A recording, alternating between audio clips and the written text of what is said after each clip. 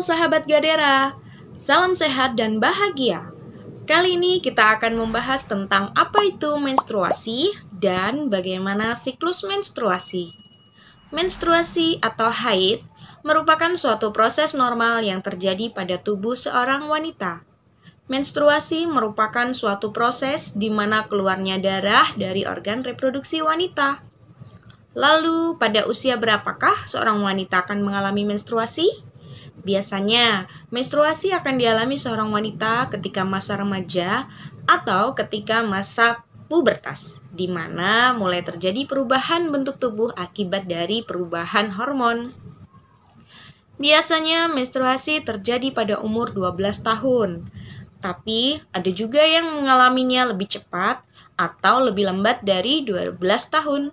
Walaupun begitu, biasanya usia remaja akan mengalami menstruasi secara normal. Sedangkan menstruasi ini akan berhenti pada masa menopause tiba, yaitu pada usia sekitar 40 tahun sampai pertengahan umur 50 tahun. Fase menstruasi merupakan akibat dari tidak terjadinya pembuahan sel telur, sehingga terjadi peluruhan dinding rahim yang mengandung darah. Sel-sel dinding rahim dan lendir keluar melalui organ reproduksi wanita.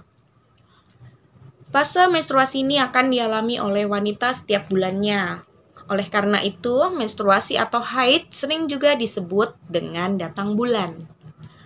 Proses menstruasi ini dipengaruhi oleh hormon-hormon reproduksi seperti hormon estrogen, progesteron, GnRH, FSH, dan LH.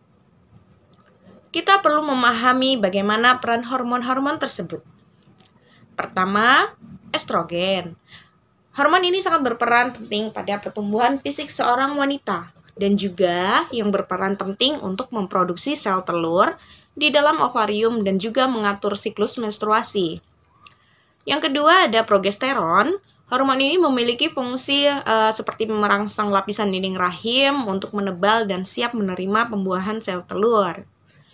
Ketiga ada hormon GnRH, yaitu pelepas gonadotropin.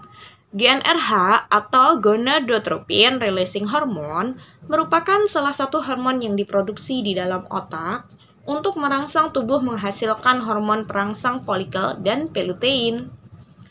Selanjutnya yang keempat ada hormon FSH atau hormon perangsang folikel. FSH atau follicle stimulating hormone merupakan hormon yang berfungsi dalam produksi sel telur. Kelima, kita perlu juga mengenali dengan LH, yaitu hormon pelutein. LH atau singkatan dari luteinizing hormone merupakan hormon yang berfungsi untuk melepaskan sel telur ketika proses ovulasi. Nah, itulah hormon-hormon yang mempengaruhi datangnya menstruasi. Menstruasi pada wanita memiliki rentang waktu yang berbeda-beda.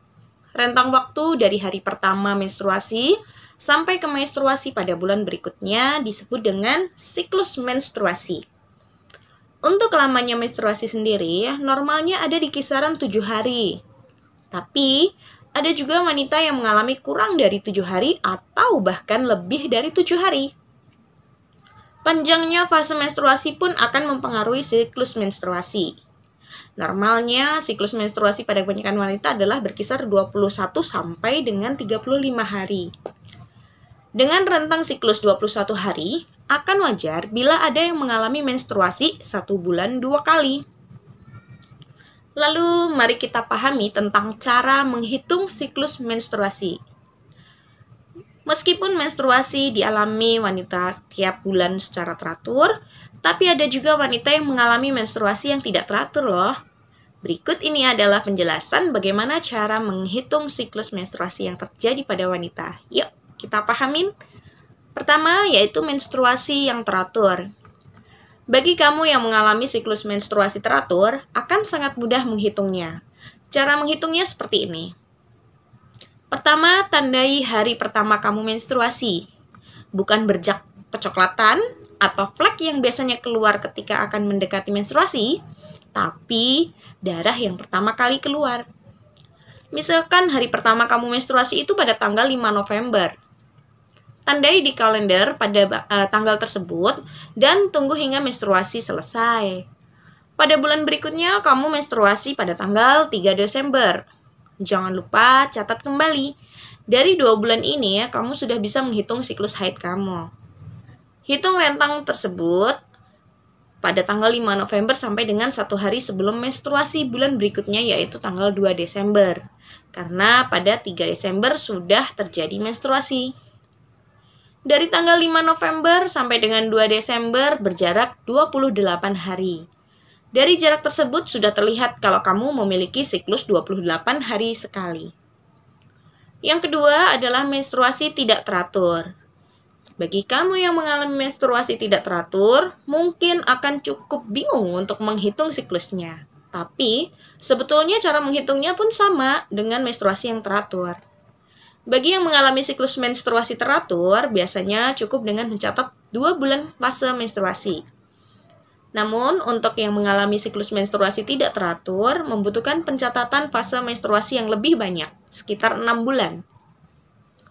Dari situ biasanya akan terlihat rata-rata siklus menstruasinya. Contoh, rentang dari bulan pertama adalah 28 hari, bulan berikutnya 30, lalu 25 hari, lalu 23 hari, 30 hari, dan 26. Semuanya dijumlah dan dibagi 6 bulan.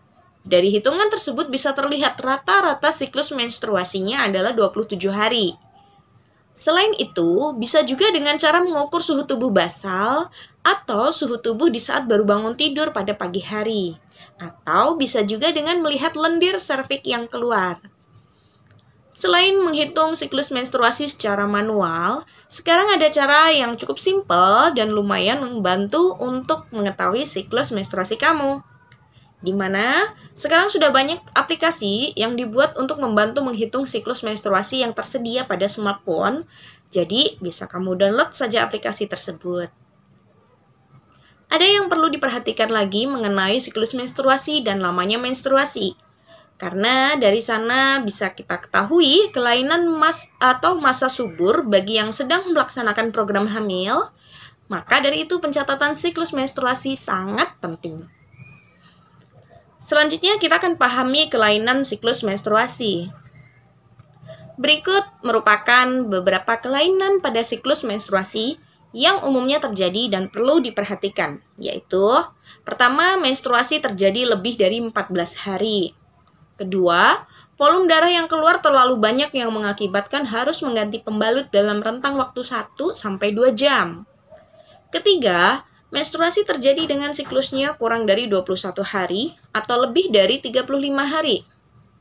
Keempat, tidak terjadi menstruasi melebihi 45 hari. Yang kelima, mengalami perdarahan berat yang mengakibatkan lebam.